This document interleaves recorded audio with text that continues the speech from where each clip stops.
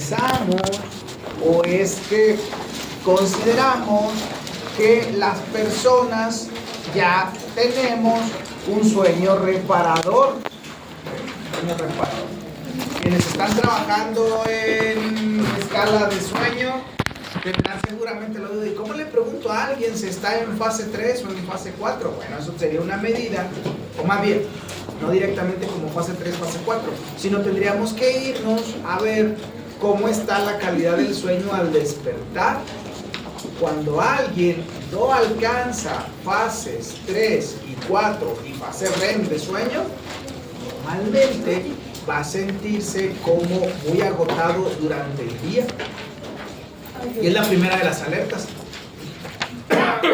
Cuando hacemos polisonogramas aquí en el laboratorio, una de las preguntas clave, nosotros estamos viendo durante toda la noche el registro, entonces vemos el hipnograma. Acuérdense, el hipnograma es el gráfico donde se ven las fases de sueño. Eso es que no son los pasos.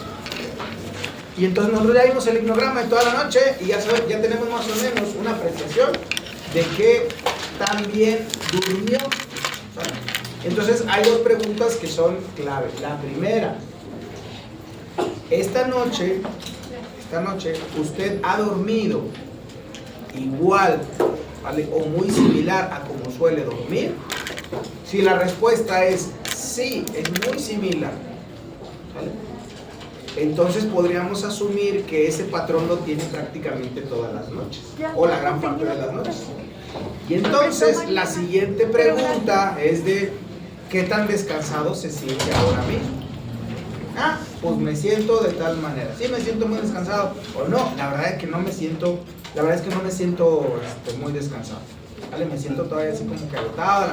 Y si me empieza, no, es que a lo mejor la cama, es que a lo mejor el sitio, es que... Hombre, claro, es una situación artificial.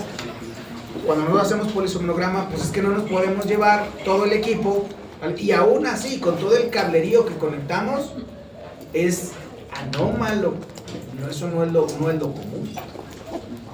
Nos ha tocado que de repente dicen, no, la verdad es que hoy dormí mejor que como duermo en mi casa. La madre, ¿vale?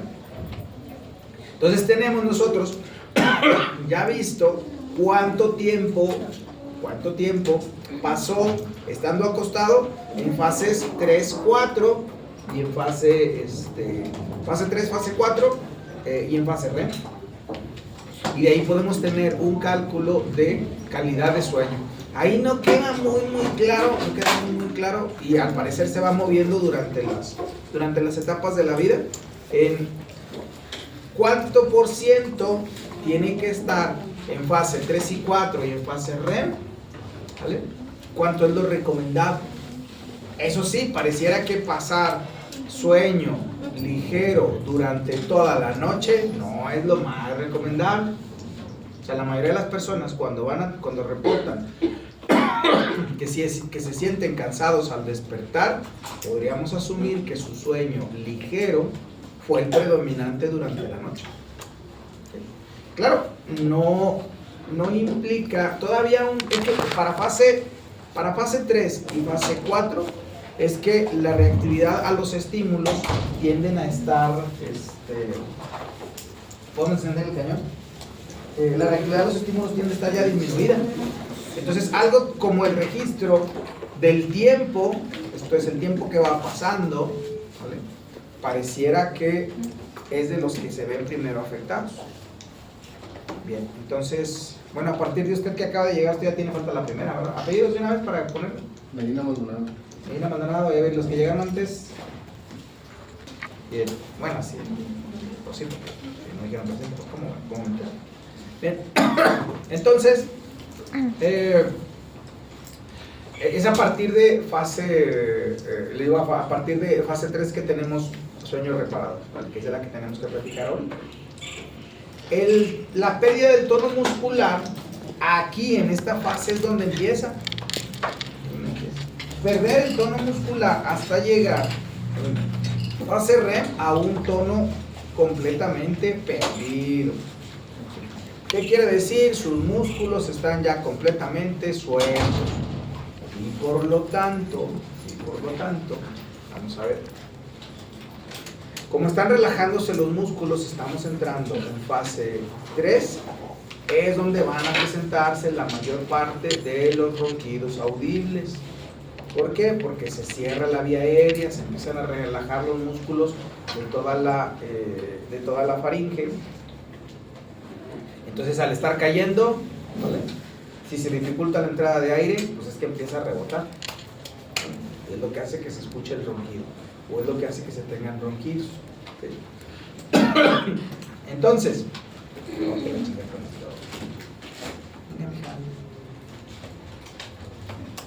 aquí primero que entra y luego después de que aquí le piensa. Entonces, profe, ¿qué pasa? una pregunta. Lo opuesto a que los músculos estén relajados, ¿qué sería? ¿Que estén tensos? Estén contraídos, ¿no? ¿Contraídos? Relajación, contracción. Usted no va al gimnasio, ¿verdad? No. El que va al gimnasio es lo que le digo, pero bueno. Contraiga. Decido ser feliz. Ni crea que iba al gimnasio tampoco. Bien, entonces, Profe, ¿qué onda? entonces significa que si alguien está roncando, o sea, esa fuerza que está en Es fase 3, la mayor probabilidad es que esté ya en fase 3, cuando menos. es que luego conozco gente que se duerme y luego empieza a roncar. Es porque llegan súper Por rápido. los que van rápido. No es una... Sí, no es, ojo, no es ahora sí que no es privativo. Hombre, también hay otros factores que se van combinando. Otros factores que se van combinando. Como, claro, cuando es alguien que tiene un sobrepeso, tiende a roncarse más porque realmente los tejidos están más grandes. Entonces eso hace que se dificulte un poco más. Pero ojo, no es privativo, ¿eh? Sí, luego, o sea, las personas pueden recostarse. Ya ven que yo les decía, hombre, ahí en el hipnograma se veía bien bonito, ¿no? Fase 1, fase 2, fase 3, fase 4, qué chingadas que sale así, ¿vale? ¿No? O sea, no es, o sea, no es como que la regla. Habrá personas que recién se duerman, recién cierren los ojos y se van sin tocar baranda, a fase 2 o a fase 3. Si luego sí se puede cumplir con eso. Entonces sí, porque pareciera que es hasta que el músculo está relajado. Previo a eso, es como si usted estuviera fingiendo el ronquido, ¿no? Que también se puede, pero... Bien. ¿Lo vamos bien hasta ahí? Esta máquina cada vez me quiere menos, ya la voy a jubilar. Y ahora sí ya pide a gritos. Cambia. Bien. Pero en la fase 3, a ver, ya ve que estábamos viendo las características electroencefalográficas y dijimos que para la fase 2 teníamos los complejos K y los usos de sueño, ¿verdad? ¿Se acuerdan de eso? Electroencefalográficamente es como sale. Obviamente una actividad de ese tipo durante la vigilia va a llamar la atención. Por ende, cuando en el laboratorio tenemos un registro de alguien que aparece algo así, ¿vale?, y sabemos que el paciente está durmiendo, o que se había quedado dormido, entonces lo que hacemos pues es tomar en cuenta y ponerle la nota que el paciente estaba dormido, que en ese espacio estaba dormido y que esos en apariencia son usos de sueño. Y ya está. Con eso el médico ya no se confunde. Bien, entonces aquí está ya. ¿Ya saben?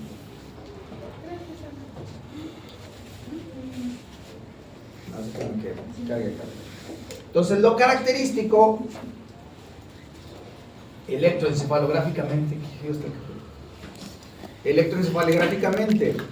de la fase 3 de sueño es la aparición de ondas delta. ¿Qué quedamos que eran las ondas delta? ¿Se acuerdan? 5 a 12. No, 5 niños. No, Bueno, 0.5 a 2. Punto Es que lo tengo como punto 5. Punto 5 a 2.5 por ahí. Es la actividad lenta. ¿Okay? Vamos a ver.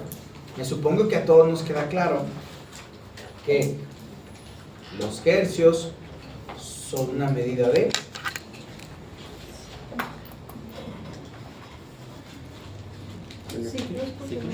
¿Y eso qué será entonces? ¿Es una medida de? ¿De tiempo? No, no. De frecuencia. Ah, bueno, de frecuencia sí. ¿Sale? Es una medida de frecuencia. Pero no se nos olvide que al final termina siendo medida de velocidad. Esa es velocidad. O sea, ¿qué tantos ciclos? Entonces, como los kilómetros por hora. O sea, en una hora, ¿cuántos kilómetros se recorren? Aquí también es igual. ¿Cuántos ciclos se tienen en un segundo? Obviamente es más lento tener 2 ciclos, ¿vale? Es más lento tener 2 ciclos que tener 7 que tener 8. ¿Estamos bien hasta ahí? Entonces, aquí aparecen ondas lentas. Las ondas lentas en un electroencefalograma van a ser normales, 1 en el sueño y 2 en la hiperventilación. De ahí en mando tenemos que encontrar ondas lentas, ¿vale? Porque si encontramos ondas lentas, pues hay que ver qué pasa. Seguramente ahí el médico lo que hará es revisar si hubiese alguna masa que esté dificultando el paso de la señal. ¿Un tumor? Nada más. Ya se asustó. Hipoventilación. En la hiperventilación. Eso. No, hipoventilación o hiperventilación. Hiper. Es que en la hiperventilación se hace un esquema transitorio. Entonces empiezan a aparecer ondas lentas. Ahí en más, el resto. ¿Y si existe la hipoventilación? Sí, claro. A ver, siempre que tengan un término hiper, tiene que haber un hipo. ¿Vale? Porque si no, carecería de sentido. ¿Sí? Si usted está diciendo que de algo hay mucho, entonces se supone que tendría que haber también poco, ¿no? ¿Sí? Fíjense, ese término de... Ese término de mucho o poco, ¿vale? Cuando lleven cosas relacionadas con personalidad, es bueno que entren en esa discusión, para que se den cuenta que no es que se tenga mucha personalidad, no sería algo cuantitativo, sino más bien de orden cualitativo. O sea, hay diferentes personalidades, pues sí. Hay diferentes rasgos de personalidad, pues sí. A lo mejor de ese rasgo, ahí sí, en el rasgo puedes tener mucho de algo o poco de algo, pero no quiere decir que la personalidad en su conjunto hay una manera de que sea más, como sería, por ejemplo, la inteligencia, o como sería cualquier otra función incluso, o como cualquier función cognitiva. Y todavía hasta sigue diciendo, sí te quiero proyectar. No, mejor no, mejor al rato. Entonces, acuérdense, aparece electroencefalográficamente, en fase 3 aparece las ondas lentas. En fase 4 pasa lo siguiente. Se continúa la pérdida del tono muscular, ¿sí? Eso fijo. Segunda cosa que pasa, se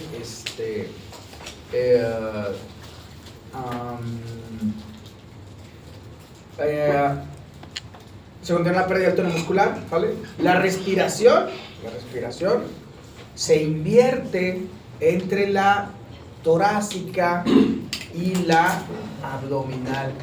La respiración del abdomen agarra un ritmo, ¿vale?, contrario al que hace la respiración torácica. Entonces tenemos patrones así, ¿vale?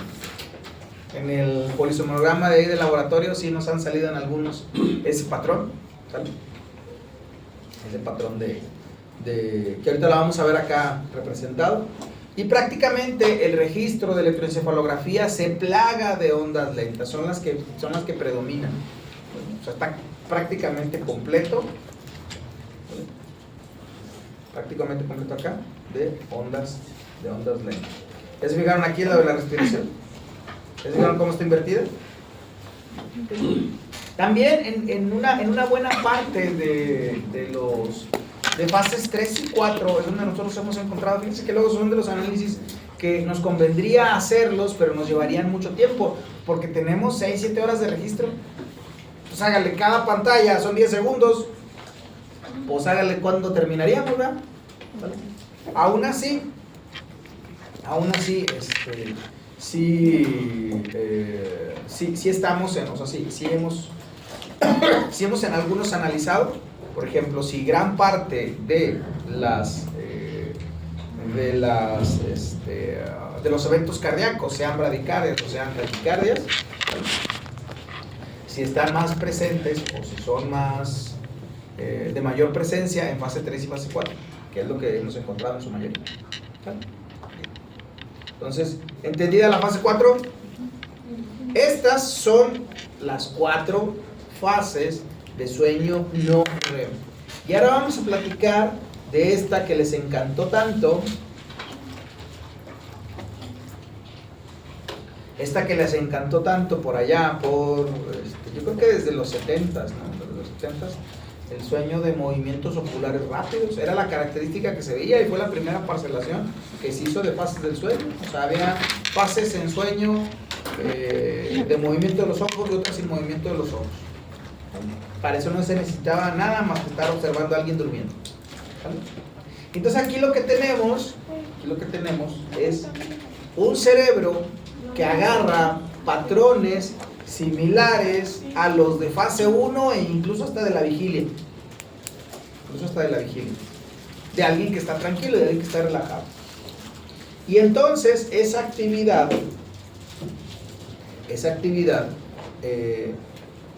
se contrapone a un tono muscular completamente perdido y un organismo completamente reactivo a los estímulos del exterior, y por ende se considera a la fase REM un sueño paradójico, porque mientras el cerebro está en actividad, el cuerpo está sin actividad. Luego entonces, cuando se pensó en las ensoñaciones, pues esta era la principal candidata. Ahí, acá los que les gusta el psicoanálisis van a encontrar ahí el de la interpretación de los sueños, ¿no? De Sigmund Freud en sus obras completas. Es buena lectura, buena lectura. ¿Vale? Pero cuando uno ve a un analista hacer una interpretación de sueño, la manera en la que lo trabaja, esto es netamente artístico, netamente artístico. Sí debe de haber, incluso yo creo que hasta habrá ejemplos en YouTube, ¿sale? De analistas trabajando con sueños. La verdad es que ellos trabajan con los sueños, con las ensoñaciones, ¿no? Más bien para corregirlo a como lo llevamos nosotros. Y claro, esta fue la principal candidata, pero bien a bien, no tendríamos, aparte porque como las imágenes, vamos a ver, ¿cuál es la importancia del sueño REM? ¿Cuál es la importancia del sueño REM? Ojo, del sueño REM sí, porque es la fase más profunda de sueño. Que pareciera que cuando no se alcanza, como no se completan todas las fases de sueño, suele luego también impactar en la calidad de sueño. ¿Esto cómo se investigaba? Pues, ¿cuál es el animal que ustedes conocen que tiene una conducta característica, estereotipada y claramente identificable de estar en sueño? ¿Qué era el gato? El gato. Ya lo había explicado en el clásico. ¿Pero qué pasaba con el gato y la fase REM? ¿Eso lo explicamos? No, ¿verdad? Explicamos que cortaban las vías sensitivas y esas cosas y demás, y que llegaban al estado estuporoso. Pero para estudiar la fase REM, lo que hacían, el experimento consistía en lo siguiente: se ponía un gato a dormir, ¿vale? En un sitio rodeado de agua. Cuando el tono muscular estaba completamente perdido, ¿qué era lo que pasaba con el gato? Se iba a mojar y eso hacía que se despertara. Entonces, de esa manera inhibían el sueño REM, ¿vale? ¿Okay? ¿Qué fue lo que pasó con el gato? ¿Qué cambios conductuales le notaron? Aumento de la irritabilidad, ¿vale? Porque parecía que no completaba la fase del sueño. También creo que también la ingesta de alimento también tuvo variaciones. Bien, entonces Es por ende que esa es la importancia del sueño REM. Pero ojo, del sueño REM, no de las ensoñaciones. No de las ensoñaciones. Yo no he buscado, y yo creo que es algo que sería interesante revisar y que luego sería interesante plantear, aunque sería un estudio muy costoso y muy largo, ¿vale? Como para tener evidencia de dónde ocurren o en qué fases ocurren las ensoñaciones. Y esto tendría que pasar de la siguiente manera: tendríamos que entrenar a un grupo de personas, de preferencia variadas en edad y sexo, ¿vale? Después, igual cantidad de hombres, igual cantidad de mujeres, para hacer lo siguiente. Los vamos a entrenar a que cada vez que tienen una ensoñación, se despierten. Cada vez que tenga una ensoñación, se va a despertar. De ahí tendríamos que partir primero con una dificultad, ¿vale? No todas las personas van a reportar ensoñaciones todas las noches, ¿verdad que no? Habrá noches en las que usted no tenga recuerdo al despertar de alguna ensoñación. Y habrá ocasiones en las que tenga un montón, ¿vale? En adultos mayores, déjenme les cuento que suele pasar que hasta se quejan. Es que estoy cansada de soñar, decía una abuelita.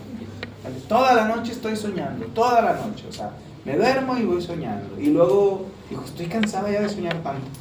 Y entonces dice, bueno, pues es un rasgo que está generando un malestar clínicamente significativo, habría que ver qué está pasando.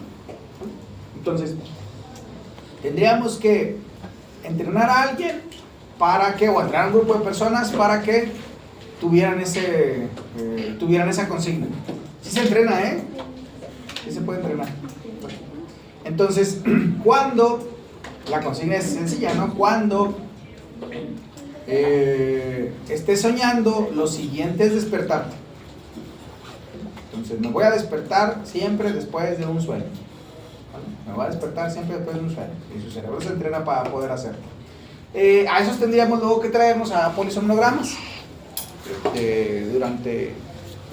durante toda de una noche completa de sueño, para luego ver, ¿vale?, en los reportes de ensoñación, cuando tenga el reporte de ensoñación, cuál era la fase en la que estaba, la previa, porque se iban creándose la ensoñación, ¿no? O sea, viene el despertar y entonces luego dice la persona, estaba soñando, ¿vale? Ah, ok, bien.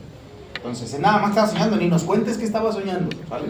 A lo mejor, y lo que sí tendrías que tener es un estimado de cuánto piensas que duró tu sueño, ¿vale?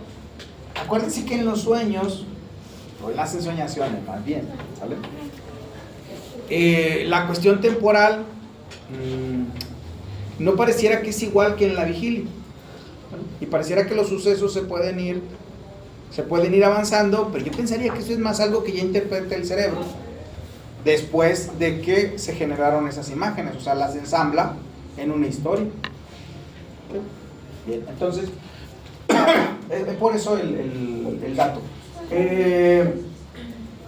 Durante el sueño y asociado a la producción, a la posible producción de imágenes, es que aparecían o es que se consideran que estas descargas de las llamadas puntas PGO, ¿vale?, que no es otra cosa que un ritmo proyectado entre protuberancia, geniculado lateral y corteza occipital. Me parece que es un ritmo proyectado. Pues se llaman PGO. Protuberancia, geniculado, occipital. ¿Qué? Eso no debe tener pie. ¿Qué parecería que fueran las candidatas a esa producción de imágenes? Hombre, la neta es que bien a bien no sabemos si es que pase así. Sabemos que hay esa producción de imágenes que se ensamblan como una historia, pero así que tú digas, nos queda claro que tiene una utilidad y esas cosas, pues no, al menos fisiológicamente esa producción de ensoñaciones no sirve para nada. No hemos encontrado alguna utilidad. Porque habrá personas que en toda su vida vayan a reportar muy pocas ensoñaciones. En toda su vida van a reportar pocas ensoñaciones. Podrán decir, no, pues la verdad es que yo no me acuerdo de la última vez que soñé. Y de repente yo nada más, a lo mejor soñé una vez, ¿qué tal? Ya está, pero fue una vez en un año. Dentro de las ensoñaciones también entran los terrores nocturnos. A ver, vamos a ver. Esas que usted se está refiriendo se denominan parasomnias, que son un conjunto de fenómenos, podríamos decirlo, fenómenos que ocurren durante el sueño. Y tenemos que separarlos de las pesadillas, tenemos que separarlos de cosas como el bruxismo, cosas como las somniloquias, que entrarían más como el grupo de las parasomnias. No suelen afectar significativamente ni comprometer la calidad ni la cantidad de sueño, como sí lo van a comprometer el otro grupo, las llamadas disomnias. En las disomnias afecta la cantidad, la calidad, ¿vale? La calidad del sueño. De tal manera que ahí vamos a encontrar pues el insomnio. ¿Vale? Recordando que en el insomnio tenemos cuando menos de 3 tipos. El primario, que es el de inicio, cuando usted se duerme y resulta de que tarda más tiempo en quedarse dormido. Estuve dando vueltas en la cama cuando me acosté y tardé más de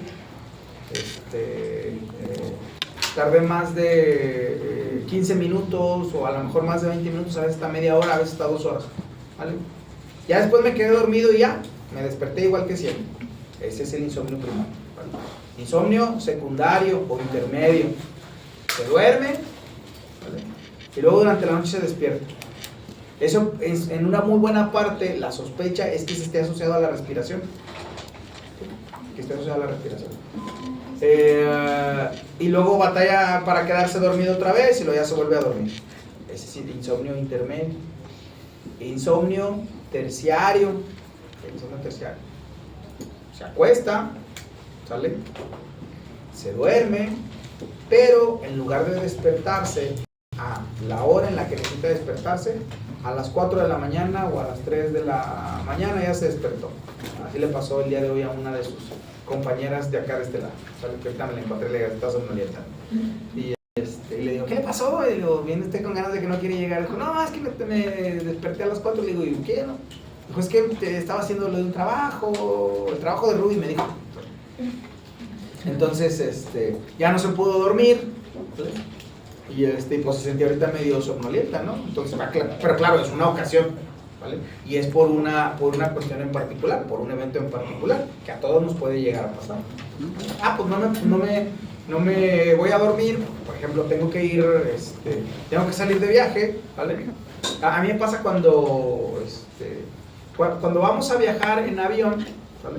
Invariablemente, desde más o menos como los 24, 25 años, sí, no, más bien desde los 26 yo creo, ¿sí? Invariablemente sueño que se me va a hacer tarde para irme al aeropuerto en la noche previa, sí, invariablemente, ya me lo sé, o sea, ya lo tengo, así como que, y ya en el rato en el que me despierto, después obviamente porque pues como que levántate, ¿no? Entonces ya me doy cuenta que pues todavía le falta, ¿no? Y ya lo que hago a partir de ahí es que ya no me duermo, ¿no? Sobre todo cuando son salidas hacia las 3, 4 de la mañana. Bien, ok.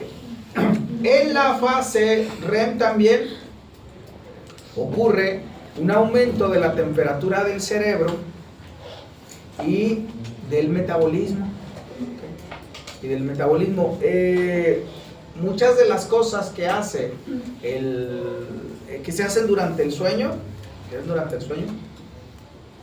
tienen que ver con la manera en la que aprovechamos algunos de los recursos. No sé si habrán escuchado ustedes que el adolescente tiende a dormir mucho o tiende a dormir más, ¿sale? Y dicen las mamás, es que está creciendo, ¿vale? Y bueno, es que de hecho patrones reducidos de sueño en adolescentes tienden a no desarrollar una buena parte de la talla proyectada, porque pareciera que durante el sueño este cambio del metabolismo hace que se aprovechen los recursos para poder hacer para poder ir ganando en talla. Entonces sí, pareciera que sí, cuando usted duerme efectivamente, ¿vale? Van pasando estas cosas. Una de las moléculas involucradas o que participan es en la inducción del sueño es la melatonina. La melatonina. Acuérdese que la melatonina no es neurotransmisor. Por eso el sueño no se le quita de golpe. El sueño se fija, va quedando como que residual, parcial, hasta que ya luego está en una vigilia completa. ¿Se ha dado cuenta de eso? O sea, el sueño no se quita así como que de inmediato. ¿Vale? Porque si quedan todavía restos de melatonina, ¿sale? Entonces no tiene como un mecanismo de eliminación. No tiene mecanismo de eliminación y por eso no se considera neurotransmisor. Bien. ¿Okay? ¿Y dónde se produce la melatonina? Pues en el cerebro nada se crea. Bueno, ¿se acuerda de la formación reticular? No, pues ¿qué estaba haciendo en las clases previas? Mire, ¿se acuerda que cuando checamos, ¿vale? Ese sería así como, mire, cuando checamos, ¿vale? Este mecanismo, esta es la formación reticular. Pareciera que desde ahí, es que todo esto es una cuestión del tallo cerebral. El tallo cerebral pareciera que es el que hace el switch. Entonces la manera en la que lo produce es a través de eso. Acuérdese que luego puede revisar porque la melatonina sí la produce, sí, o sea, no la tomamos de fuera. Sí la producimos, la sintetizamos, acuérdense, no se considera neurotransmisor porque no tiene mecanismo de eliminación, pero sí tiene un mecanismo de síntesis, pero sí tiene precursores y esas cosas, como pasa con cualquier otra molécula. Bien, entonces, ok. Otra de las cosas que pasan en el sueño REM, ¿sale? En el sueño REM son este grupo de conductos, bueno, de conductas, la pérdida del tono muscular, ya saben, ¿vale? Estas dos cosas, ¿vale? Estas dos cosas son diferenciales, por ejemplo, cuando hay disfunciones sexuales, ¿vale? Sí, vamos a ver. Alguien que se queja de que no alcanza erecciones, ¿vale? Una manera de revisar, si tiene que ver algo, dicen, con algo psicógeno, ¿no? O sea, si tiene que ver con algo psicógeno o con algo orgánico, ¿vale? Porque si esto no se presenta en fase REM, ¿vale? Si esto no se presenta en fase REM, ¿vale? Jorobada la historia. Porque entonces querría decir que el mecanismo es netamente biológico, entonces usted haga lo que haga, vaya con sexólogo, se replantee su orientación y preferencias sexuales o lo que sea, ¿vale? Pues no la va a tener, güey, porque resulta que está madreado el mecanismo. ¿Sí me explico? Igual pasa para la que llamaban frigidez, ¿sí? Al no presentarse intumescencia del clítoris al momento de fase 3, pues podría ser diferencial. Una de las cosas que ocurren además que saben que lo característico son los movimientos oculares. Los movimientos oculares rápidos, esos son característicos de la fase REM. Porque de lo contrario podría ser entonces fase 1. Sí, no se llamaría Bien, ok. Otra de las cosas características tiene que ver con la constricción pupilar. A ver, la constricción pupilar o miosis, ¿vale? Estaría contraria a lo que ocurre durante la vigilia. Ya ven que yo les decía, si alguien está dormido, ¿vale? Si alguien está dormido, y sobre todo está en una fase profunda, sus pupilas van a estar contraídas, a pesar de que esté en la oscuridad. Cuando alguien está despierto y se está haciendo el dormido, si usted le abre, ¿vale? Va a tener unas pupilas dilatadas. Entonces podrá alcanzar a ver y decirle, no estabas dormido, te estabas haciendo, güey. ¿Vale? Okay. Esto que viene acá de una respiración, ¿vale? Con respuesta relativamente débil a las variaciones de CO2 sanguíneo, es lo particularmente peligroso, por lo que se les recomienda que el calentador, por ejemplo, si los que utilizan calentadores de gas, los apaguen, porque no van a reaccionar, se van a intoxicar. Me ha pasado más de una vez, y acá en Saltillo ha pasado hasta en moteles. ¿Vale? No, eso nunca has sabido, busque ahí, seguramente hay notas ahí en el periódico, ¿sabes? Se meten, o sea que se van en el coche, se meten, cierran la cortina y luego, no, es que el carro anda fallando, entonces no lo voy a pagar, ¿vale? No lo voy a pagar. Entonces, cuando está habiendo combustión, al haber combustión se va acabando el oxígeno, se quedan dormidos después de la actividad física vigorosa, ¿vale? Se quedan dormidos y se quedaron dormidos, marcharon. Hay unos cuantos casos acá en Saltillo de esas características, ¿sale? Intoxicados por CO2, ¿sale? Y bueno, también en los tejabanes y demás ha habido esto, ¿no? De que ponen brasas para calentar el espacio porque hace mucho frío, pero pues luego se quedan dormidos, ¿vale? Sigue quemándose eso, se sigue acabando el oxígeno, no hay una respuesta a la variación de CO2 y el cerebro pues no se alcanza a despertar, ¿vale? Hasta que ya se le acabó el oxígeno. Cosa que en la vigilia sí tendríamos una respuesta. ¿Qué empezamos a hacer? Pues hiperventilar. Cuando empieza a acabar el oxígeno empezamos a hiperventilar o hacer respiraciones más profundas para meter ahí mayor cantidad de oxígeno. Eso lo podemos hacer durante la vigilia, en el sueño, en fase REM, estos se marchan, ¿sale? También hay otra cosa característica, que la respuesta al frío y al calor se disminuye. Más de una vez a usted le va a pasar de que tiene mucho frío, pero al quedarse dormido, pues ya ni sintió el frío que tenía hasta que se despierta. ¿Ok? ¿Vamos bien hasta ahí? Bueno, esto que van a ver es la mejor diapositiva que yo tengo en mis presentaciones.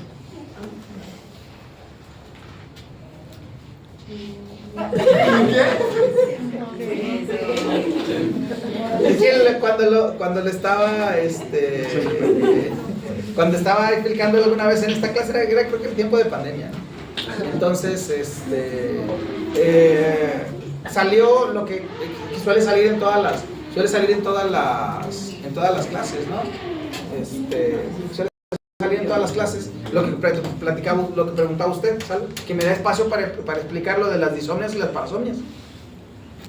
Las disomnias y las parasomnias, entonces las tenemos que separar, las tenemos que tener explicadas. Obviamente como estábamos en la pandemia, pues era más complicado el hacerlo así, entonces lo que hice fue poner esta diapositiva y luego empezar a hacer las marcas con el registro del lápiz y esas cosas, ¿sale? Y entonces, como podrán darse cuenta, en las disomnias tenemos primario, secundario y terciario. También es que puede ser es de inicio, de intermedio y el último, a lo mejor como le dicen, ¿no? Pues será el final, no sé. ¿Vale? Luego tenemos el grupo, ¿vale? Tenemos el grupo de estos de acá, ¿vale? Que corresponden a las parasomnias. Acuérdense, las parasomnias no afectan la cantidad ni la calidad de sueño. ¿Ok? Bien. Entonces, tenemos como primer punto la llamada parálisis del sueño, o como le gusta decirle a la gente, la subida del muerto, o la muerta, ¿verdad? Ahora sí que cada quien. Lo que voy a decir está muy gacho, pero para que no se les olvide. Mire, yo no sé si haya sido, o sea, bueno, si fue una muerta, ¿vale? Estaba muy plana. Y si fue muerto también, estaba muy plano, no sentí ningún bultito ni nada.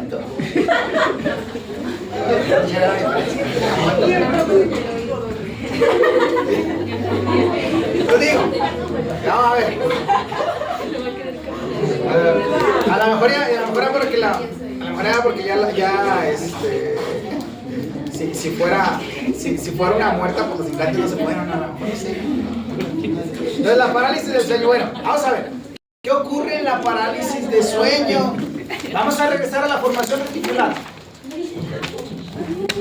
Y vamos a regresar al punto en el que está, ¿vale? La parálisis del sueño invariablemente no podría ocurrir en fase 1 y en fase 2. ¿Por qué? Porque el tono muscular está conservado, ¿vale? Está conservado. Pero sería más probable que fuera en fase 3 y fase 4 o en fase REM. También eso es algo en lo que, si tuviéramos a alguien que dijera, la verdad es que aparte sería preocupante, ¿no?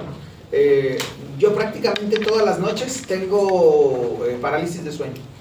Prácticamente todas las noches tengo parálisis de sueño. O cuando hago tal y tal cosa, es más común que tenga parálisis de sueño. Y entonces podríamos ver en qué fase ocurre. Digo, difícil que fuera fase 3, que no fuera en fase 3, fase 4 y en fase REM. A ver, la formación reticular, digamos que es la responsable de hacer el switch entre el sueño y la vigilia. Pero ¿qué ocurre? El cerebro se despertó y la formación reticular no le dijo al resto del cuerpo que ya estaba despierto el cerebro. Y por ende no reacciona. Me supongo que ustedes, si les ha pasado esto de la parálisis del sueño, dicen, es que intentaba gritar y no podía, ¿vale? Intentaba gritar y no podía, ¿vale? Y se asustan, claro, porque es de cierta manera desesperante, ¿vale? Que el cuerpo no reaccione. Entonces, lo que ocurrió fue que, o lo que pensamos que ocurre, es que formación reticular no dio la orden para que hiciera el cambio del sueño a la vigilia. La solución es muy sencilla. Vuelvas a dormir. ¿Vale? Y ya está. Dele chance a que la formación reticular se desapendeje. Y entonces ahora sí diga, ya nos levantamos, vamos para arriba. Es como una computadora, o sea, si no reacciona, pues la reinicias. Bueno, bueno. uno de los casos. Bueno, pero en el caso de la formación reticular, pues nada más usted regresa a la conducta que ya tenía. ¿Vale? Cerrar los ojos nuevamente y ya está. ¿Qué onda? Porque a mí antes me pasaba eso, pero, o sea, pues nada más te despertabas y pues ya no te puedes mover, pero como hace 2 semanas yo creo, como que siento que mi cuerpo ya me avisa que me va a pasar eso. O sea, porque luego ya digo, no, ya no me voy a poder mover. Entonces me despierto y no, o sea, no me puedo mover. Ya sabe que está en eso, sí, sale. ya tú sola me tengo que calmar, porque si me dices, pero pues no voy a lograr nada, hasta que ya me calmo y ya Sobre me todo puedo le tiene que dar chance a que la formación reticular haga su cale, ¿vale? Ya, nada más otra vez, ya sabe, o sea, ya sabe que uno, es un tipo de parasomnia, no se afecta en la calidad ni la cantidad del sueño, ¿vale? Si es muy recurrente, pues a lo mejor sí conviene platicárselo al médico y ver qué opina, ¿vale? Si no se asocia luego a otras cosas como cefaleas y demás, etcétera, pues ya está, tampoco pasa nada, ¿vale? Entonces, ese es uno de los primeros, no, la parálisis de sueño. ¿Qué onda? Había un estado, no recuerdo el nombre, donde todo tu cuerpo no reaccionaba, pero tu conciencia estaba despierta, pero tampoco podías abrir los ojos ni mover ninguna parte del cuerpo. Será la hipnosis, ¿no? ¿La qué? ¿Será hipnosis? No, es que recuerdo haber oído de un caso de Catalepsia. una chica que pasó 14 años dormida, pero en realidad estaba despierta, pero no tenía forma Catalepsia. de respirar. Tendrá que ver también con... La formación reticular que están participando, sí. Sí. Porque haga de cuenta que fue lo que haga de cuenta que era lo del gato. ¿Vale? Lo metieron en un estado de estupor conductual, un ritmo similar al del sueño, ¿vale? Pero estaba recibiendo estímulos. No es catatonia o algo así. Sí, lo que decía acá es como ya catalepsia. Ya la mayor parte de los estados catalépticos, ¿vale? Ya luego son poco frecuentes, son poco frecuentes. Yo no sé si sería parte de algo en lo que... A ver, es que estaría muy contra de la especie. ¿Te has dado cuenta? O sea, porque un organismo catapléjico, pues directamente estaría a merced de cualquier depredador. Entonces, este es más en la parálisis del sueño. Otra de las parálisis del sueño es el sonambulismo. Ya que no saben qué pasa en el sonambulismo. Pues al contrario de la parálisis de sueño, ¿vale? No puede. Se reacciona el cuerpo, pero sin estar en estado Reacciona de el vigilia. cuerpo, pero sin estado de vigilia. ¿Sí? Esto es, el cerebro no se despertó, ¿vale? Formación reticular dejó pasar información para que el cuerpo se esté moviendo. La mayor parte de los sonámbulos van a hacer una serie de conductas en la que interactúan incluso con objetos. Interactúan con objetos. O sea, había César Ramos, que también es de los acá egresados, ¿vale? Que está ahorita, él trabaja en Alemania ahorita, también neuropsicólogo, ¿vale? Él es sonámbulo y entonces vivía con su abuelo y aquí en Bayán en Ramos. Y entonces, en alguna vez, en un episodio de sonambulismo, quitó una lámpara de su cuarto. Y el abuelo le dice en la mañana, oye, pues qué ruido traía esa noche, porque se escuchaba que andabas ahí moviendo cosas y eso. Y pues es que estaba en sonambulismo, y claro, cuando se despierta en la mañana, ve que estaba una lámpara. Estas de las lámparas que son como de techo, así como de plata. O sea, pones el foco y luego pues, para que se difumine la luz. Entonces esa la quitó, ¿vale? Y la tenía en un lado. O sea, hizo todo, fíjense la secuencia que tuvo que hacer, o sea, porque se tuvo que subir a algo para llegar a la lámpara, quitarla, bajarla, ponerla en un sitio y luego volverse a acostar. Interactuó, ¿vale? Y dice, claro, pues yo de eso no me acuerdo de nada. O sea, no lo recordaba. En este caso no lo recordaba ni como sueño. ¿Vale? ¿Te va bien hasta ahí? No, pero Claro. ¿alguien me pregunta? Y en el sonambulismo normalmente se realizan pues acciones que ya estás acostumbrado a hacer. Sí. No puedes hacer algo que No es, o sea, no es lo común, no es hacer cosas que vayan en contra de tu supervivencia. ¿Vale? Hay luego, eso búsquenlo, porque sería un tipo de parasomnia, ¿vale? Que se llama sexomnia, ¿vale? Que son personas que durante en episodios de sonambulismo buscan tener relaciones sexuales. O sea, hay algunos casos descritos, medio usuales, pero ahí están, ¿vale? Bien. Sí, el sonámbulo normalmente, por eso es poco común encontrarse sonámbulos, por ejemplo, en sitios en los que normalmente las personas no duermen. ¿Sí? Por ejemplo, en un hotel es complicado que alguien tenga episodios de sonambulismo. ¿Por qué? Porque no pasa ahí la mayor parte del tiempo. O sea, suelen ocurrir en los sitios que son conocidos, donde están las cosas como constantes. Y aparte porque si hay interacción con los estímulos, o sea, si reaccionan, ¿Y si sí están sucede? recibiendo tal. ¿Y si sí sucede en esos pocos casos? Porque una vez a mí se me pasó. ¿De qué? ¿De un sonambulismo? En un hotel. Es un sonambulismo, a ver, está interactuando usted con los está interactuando con los estímulos de alrededor. Sí está interactuando, ¿vale? Le digo, suele no ocurrir. ¿Vale? Suele no ocurrir. ¿Por qué? Porque pareciera que es más el momento en el que se siente seguro, ¿eh? De hecho no suelen registrarlo, o sea, la persona está dormida. Formación reticular no hizo el cambio, porque de lo contrario entonces actuaríamos todos los sueños y tendríamos, porque durante los sueños usted habla, se mueve, va, se levanta, hasta vuela, ¿verdad? ¿De verdad? Sí, hasta vuela. Entonces por eso no es que se pelea, ¿vale? Imagínense. Entonces sí pareciera que en esa formación reticular es donde lo cambia. Otro que les decía de sonambulismo, bueno, además del sonambulismo vamos a tener el bruxismo. En el bruxismo, ¿qué es lo que ocurre? Pues usted aprieta la mandíbula, ¿sale? Se daña piezas dentales de anteningato, ¿sale? En el bruxismo. ¿Vamos bien hasta ahí?